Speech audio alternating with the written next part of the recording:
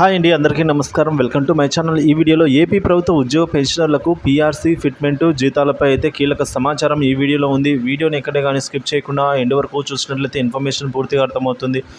అలాగే వీడియోకి ఒక లైక్ చేయండి ఫ్రెండ్స్. ఆలస్యం చేయకుండా వివరాలకైతే వెళ్ళిపోదాము ఫ్రెండ్స్. ఇక విషయానికి వచ్చినట్లయితే జగన్ పాలనలో రాష్ట్రంలోని ఒప్పంద పొరుగు సేవల ఉద్యోగులకు తీవ్ర అన్యాయం జరిగిందని AP JAC Amaravati chairman Bopparaju Venkateswarlu అన్నారు. విజయవాడలో రెవెన్యూ భవన్లో AP JAC Amaravati AP contract and outsourcing ఉద్యోగ సంఘం ఆధ్వర్యంలో ఆదివారం రాష్ట్ర స్థాయి సమావేశాన్ని అయితే నిర్వహించారన్నమాట.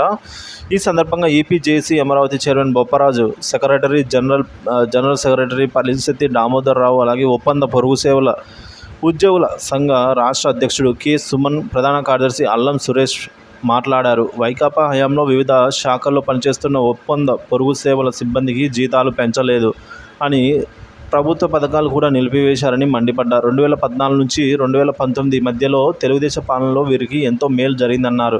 10వ పీఆర్సీ కమిటీ సూచనల మేరకు అప్పట్లో చంద్రబాబు 50% మేర జీతాలు పెంచారనే విషయాన్ని తాము వైకాపా ప్రభుత్వం దృష్టికి తీసుకెళ్లినా ఎలాంటి ఉపయోగం లేకుండా పోయిందన్నారు. 11వ పీఆర్సీ కమిటీ 30% మేర జీతాలు పెంచాలని కోరితే 23% పెంచారని వాపోయారు. కనీసం సీనియారిటీ ప్రాతిపదికన ఇంక్రిమెంట్లు కూడా ఇవ్వలేదన్నారు. సమావేశంలో అన్ని జిల్లాల అధ్యక్ష కార్యదర్శులు అయితే పాల్గొన్నారండి. ఇక ప్రతి చిన్న పొరపాటుకు తొలగింపు, సస్పెన్షన్స్తో పాటుగా ఇంక్రిమెంట్లలో కోత పెడుతూ వైకాపా ప్రభుత్వం ఆర్టీసీ ఉద్యోగుల్ని తీవ్ర ఇబ్బందులకు గురి చేసిందని నేషనల్ మజ్దూర్ యూనియన్ అసోసియేషన్ ఆవేదన వ్యక్తం చేసింది.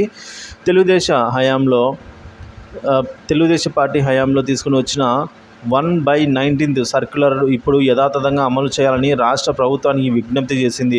ఆ సంఘ సెక్రటల్ ఈ విధంగా ఆ సంఘం సెంట్రల్ కమిటీ ఆదివారం నిర్వహించిన సమావేశంలో పలు సమస్యలపై తీర్మానాలు చేసింది. ఉద్యోగులు రేయింబవళ్లు విధులు నిర్వర్తిస్తున్న కారణంగా తరచూ అనారోగ్య సమస్యలు గురవుతున్నారు అని, ఈహెచ్ఎస్ వల్ల ఉద్యోగులకు సకాలంలో వైద్యం అందక అదనంగా డబ్బులు వెచ్చించి ప్రైవేటు హాస్పిటల్లో చికిత్స చేయించుకుంటున్నారు అని అన్నారు. గతంలో మాదిరిగా అపరిమిత వైద్యాన్ని అనుమతించాలని, పదవీ విరమణ చేసిన ఉద్యోగులకు పెన్షన్లు ఇవ్వాలని, ఇతర సమస్యలన్నింటినీ పరిష్కరించాలని ఆ సంఘ అధ్యక్ష ప్రధాన కార్యదర్శి పివి రమణారెడ్డి, వై శ్రీనివాసరావు గారైతే ఈ మేరకు పేర్కొన్నారు.